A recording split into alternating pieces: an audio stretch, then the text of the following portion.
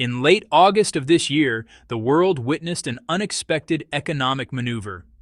Canada made headlines by declaring it would slap tariffs as high as 100% on Chinese electric vehicles entering its market.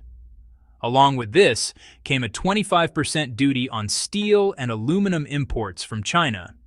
The announcement sent ripples through international trade circles. But here's where the story takes an interesting turn. Beijing hasn't yet rolled out a second wave of retaliatory measures against Ottawa's trade restrictions. Instead, another major player has entered the arena: India.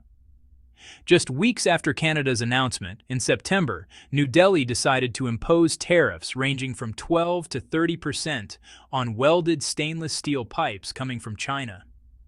The official justification? Concerns about dumping practices that could harm domestic manufacturers. Yet industry experts are raising eyebrows. Many specialists argue that while India's intentions might sound reasonable on paper, the execution reveals a fundamental problem.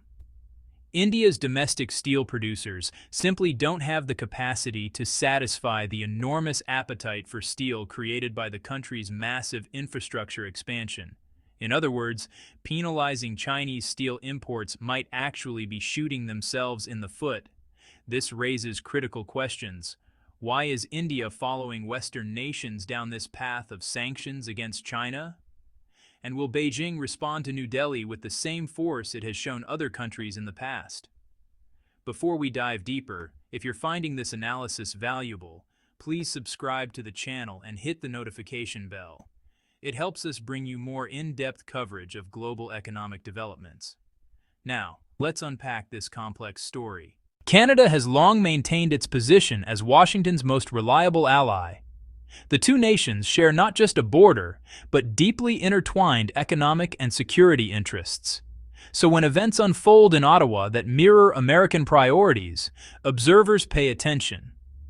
Just before Canada announced these sweeping tariffs, Jake Sullivan, the United States National Security Advisor, had paid a visit to Canadian officials. Within days of his departure, the Canadian government rolled out its comprehensive package of trade restrictions targeting Chinese exports. The official explanation from Ottawa was straightforward. These measures were necessary for trade protection and were designed to shield Canada's automotive sector from unfair competition.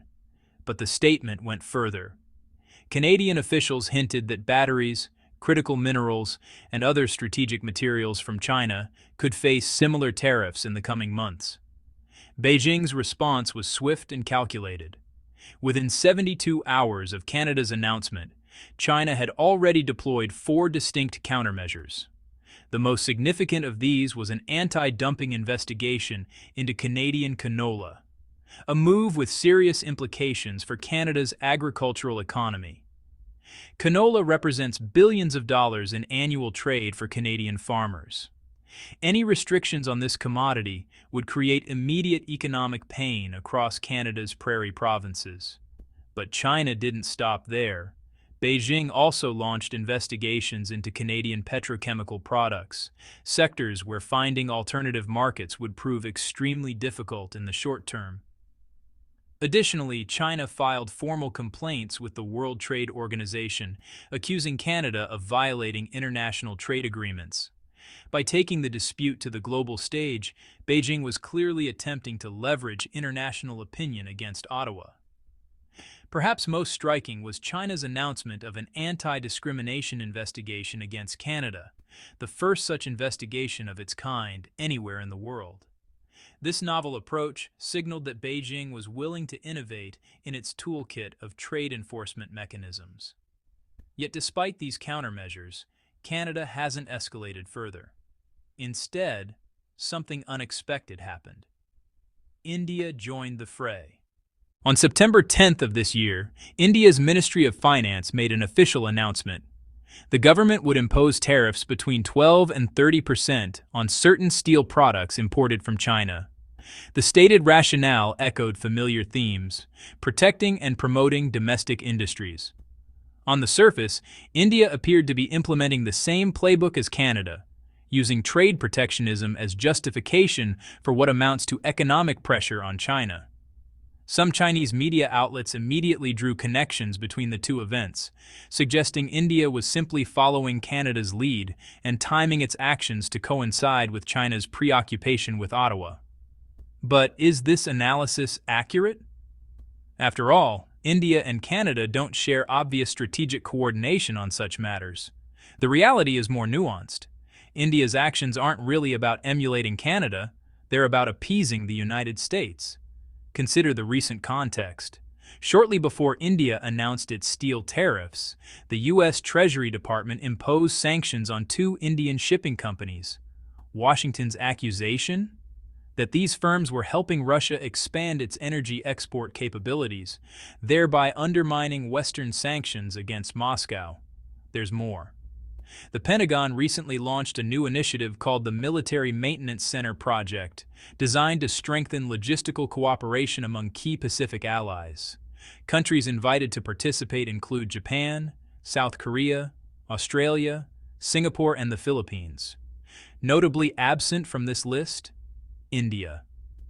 This exclusion raised eyebrows across diplomatic circles. For years, India has provided valuable logistical and maintenance support to U.S. naval vessels operating in the Indian Ocean region. Being left out of this new framework sent an unmistakable message. Analysts widely believe India's continued economic engagement with Russia, despite repeated Western pressure to reduce these ties, has cost New Delhi credibility in Washington. By maintaining robust trade with Moscow, particularly in energy imports, India has frustrated American strategic objectives. Now, India's sudden decision to target Chinese steel imports looks like an attempt at rehabilitation. By taking action against China, New Delhi appears to be signaling loyalty to Washington, hoping to restore trust and position itself more favorably in the competition for global influence. The timing is particularly telling. India's tariff announcement came just as Canada was hinting at expanding the scope of its own Chinese import restrictions. This coordination, whether intentional or coincidental, suggests India is trying to align itself with Western economic strategies against Beijing. Here's where the story becomes truly fascinating, and where India's strategy reveals its fundamental flaw. Industry authorities and trade experts have been quick to point out that while India's stated goals might sound protective, the practical impact could prove devastating to India itself. The reason is simple. China isn't just another steel supplier to India. China is India's largest steel supplier by a significant margin. Let's examine the numbers to understand why this matters. India ranks as the world's second-largest steel producer, churning out massive quantities of this essential industrial material. Yet as a rapidly developing economy, India's appetite for steel far exceeds its production capacity. The gap between what India makes and what India needs continues to widen. Since Narendra Modi assumed power in 2014, his government has pursued an aggressive infrastructure development agenda. Roads, railways, ports, power plants, urban housing projects. The scale of construction is staggering. This building boom has created unprecedented demand for steel and other construction materials. The statistics tell the story clearly. In 2015, India's annual steel consumption stood at approximately 90 million tons. Fast forward to the end of 2023, and that figure had surged past 140 million tons. Among major global economies, few countries have seen steel consumption grow at such a rapid pace. But here's the problem. As of 2023, India's domestic steel production reached only 120 million tons annually. That leaves a substantial gap, roughly 20 million tons, that must be filled through imports. Meanwhile, China operates on an entirely different scale. Chinese steel mills produce over 1 billion tons annually, with approximately 90 million tons available for export markets. This makes China not just a major producer, but the dominant force in global steel trade. Steel isn't a luxury item or optional material. It's fundamental to national development. While many countries possess steel manufacturing capabilities, far fewer can produce enough to export. Many nations, even industrialized ones, remain net importers of steel. This reality explains why so many countries, including India, turn to China for steel supplies. The combination of massive production capacity, competitive pricing, and reliable delivery makes Chinese steel difficult to replace. The data on India's dependence is striking. Last year, India's steel imports from China surged by 91%, representing roughly one-third of all steel India imported from any source. In just the first 6 months of this year, China exported 5 million tons of steel to India. For Indian steelmakers, this influx of Chinese steel certainly creates competitive pressure. Local producers struggle to match Chinese pricing while maintaining profitability. But this same data reveals something crucial. India's construction and manufacturing sectors have become deeply dependent on Chinese steel supplies. The dependency becomes even clearer when we look at India's future plans. The Modi government has announced extraordinarily ambitious infrastructure targets. Plans call for comprehensive modernization of road networks, railway systems, and port facilities across the country. These aren't modest upgrades. We're talking about transformative projects that will reshape India's economic geography. Projections suggest that by 2030, India's annual steel consumption will climb above 200 million tons. That's roughly 50% more than current consumption levels, representing an increase of tens of millions of tons annually. The government's vision extends even further into the future. By 2047, marking 100 years since independence, India aims to triple its domestic steel production to 500 million tons per year. This would put India in the same league as current Chinese production levels. These are bold ambitions. But they also highlight a critical vulnerability in the short to medium term. If China were to reduce steel exports to India, or if Chinese steel prices were to rise significantly due to tariff costs, the impact on India's development would be severe. Infrastructure projects would face delays. Construction costs would escalate. The entire timeline for India's modernization could be pushed back.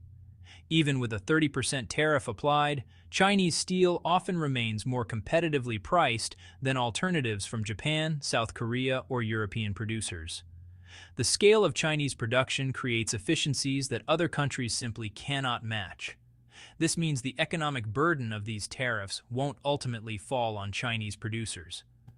Instead, it will be passed along to Indian infrastructure companies, real estate developers, and ultimately, Indian consumers. Every bridge, highway, and building will cost more to construct. This is precisely why trade experts argue that India, in trying to sanction China, has actually sanctioned itself. To be fair, there's another dimension to India's strategy that deserves consideration. Part of the motivation for these tariffs likely stems from New Delhi's broader ambition to transform India into a global manufacturing powerhouse. This has been a central pillar of Modi's Make in India initiative since its launch. For India to achieve true manufacturing leadership, it needs robust domestic capabilities across critical sectors, including steel production. The government recognizes that long-term strategic independence requires building these capabilities at home, rather than remaining perpetually dependent on imports. From this perspective, Chinese exports, which are both high quality and aggressively priced, represent an obstacle to developing Indian manufacturing. When Chinese products can consistently undercut domestic alternatives, local industries struggle to grow, invest in new capacity, or develop advanced capabilities. Imposing tariffs on Chinese imports, in theory, creates breathing room for Indian companies. With Chinese competitors facing higher effective prices, Indian manufacturers gain an opportunity to capture market share, expand operations, and move up the value chain. This logic isn't without merit. Many successful industrialized nations, including China itself, use similar protective measures during their developmental phases. Temporary trade barriers can indeed help nurture infant industries until they become globally competitive. The Indian government clearly understands the risks of overdependence on Chinese steel. Seeking to diversify supply chains and build domestic alternatives represents sound strategic thinking in principle. However, there's a fundamental problem with India's execution of this strategy. By imposing additional tariffs specifically targeting Chinese exports, India isn't just pursuing domestic industrial development, it's actively harming Chinese economic interests. And, doing so while simultaneously courting Western nations who view China as a strategic rival. This dual approach is what makes India's position particularly provocative from Beijing's perspective. China is currently managing trade tensions with multiple Western countries. The United States has imposed extensive tariffs and export controls on Chinese technology. The European Union has launched anti-subsidy investigations into Chinese electric vehicles and other products. Canada, as we've discussed, has implemented sweeping tariffs across multiple sectors. Beyond trade, China also faces strategic pressure in the Asia-Pacific region, where NATO countries have expanded their presence and coordination with regional allies. Beijing is effectively surrounded by a network of 32 countries participating in Western security frameworks. Despite these pressures, China has demonstrated it won't simply absorb economic hits without responding. Beijing has launched anti-dumping investigations against nearly every EU member state involved in trade restrictions. Some European exporters have seen their orders redirected to competitors in other countries as Chinese buyers diversify away from unreliable partners. The same toolkit that China has deployed against Canada and European nations can just as easily be applied to India. Anti-dumping investigations, supply chain adjustments, regulatory scrutiny. Beijing has numerous options for responding to trade actions it considers unfair. What makes India's situation particularly sensitive is the optics.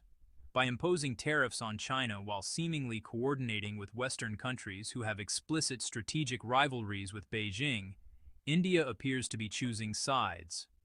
This signals to China that India is willing to join efforts to contain Chinese economic expansion. For a country that prides itself on strategic autonomy and non-alignment, core principles of Indian foreign policy since independence, this represents a significant shift that China cannot ignore. As of now, Beijing hasn't launched formal counter-investigations or retaliatory measures against India.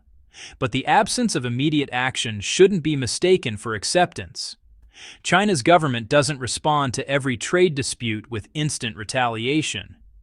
Sometimes the most effective approach involves strategic patience, allowing the consequences of poor policy to become self-evident while preparing measured responses. However, if China does decide to respond, the Indian economy faces significant vulnerabilities. Beyond steel, India relies on China for numerous other products, active pharmaceutical ingredients, electronics components, telecommunications equipment, solar panels, and honestly, countless manufactured goods. Any one of these sectors could become a target for Chinese countermeasures. China could launch anti-dumping investigations into Indian exports, pharmaceuticals, textiles, agricultural products, or IT services. Beijing could redirect orders from Indian suppliers to competitors in Vietnam, Bangladesh, or other countries. Regulatory approvals for Indian companies operating in China could slow to a crawl. The Indian government understands these risks, even if public statements maintain a confident tone. The reality is that India cannot afford a prolonged trade conflict with China while simultaneously pursuing its ambitious development agenda. This creates a paradox at the heart of India's current strategy. The country needs Chinese imports to build the infrastructure and manufacturing capacity that would eventually reduce dependence on China. But by antagonizing China now, India risks disrupting the very supplies that make rapid development possible. This situation represents more than just a bilateral trade dispute between India and China. It reflects deeper currents reshaping the global economic order.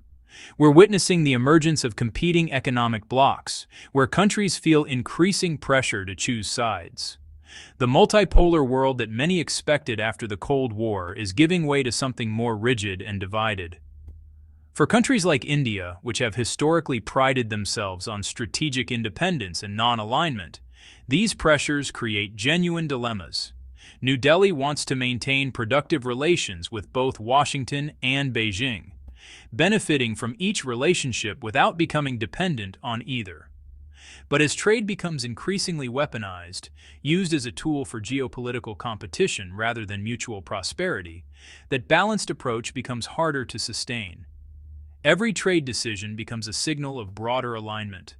The irony is that all parties would likely benefit more from cooperation than confrontation.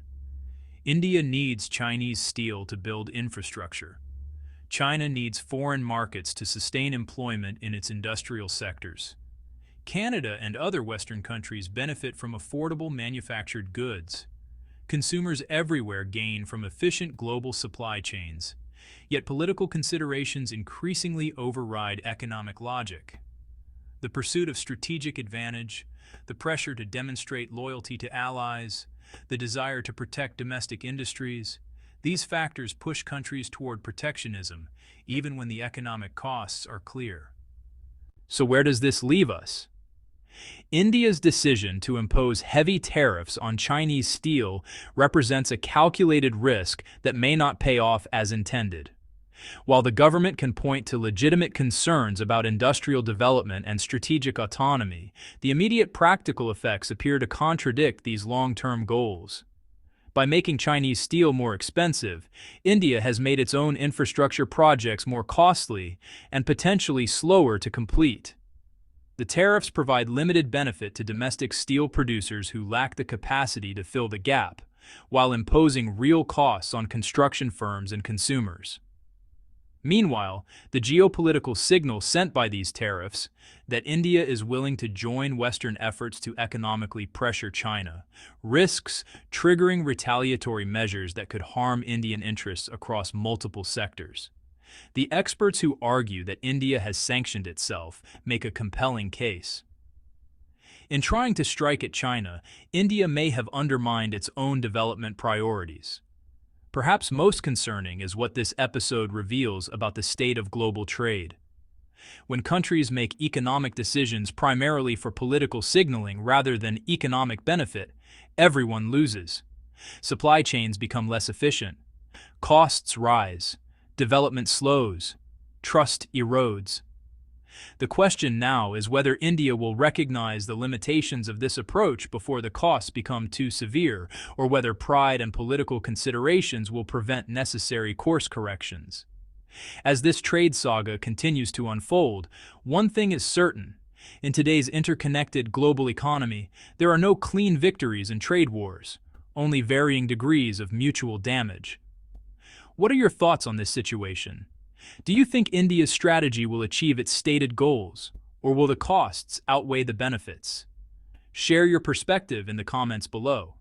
And to stay updated on these crucial developments in global trade and economics, make sure you're subscribed to the channel with notifications turned on. We'll continue bringing you detailed analysis of the stories shaping our interconnected world.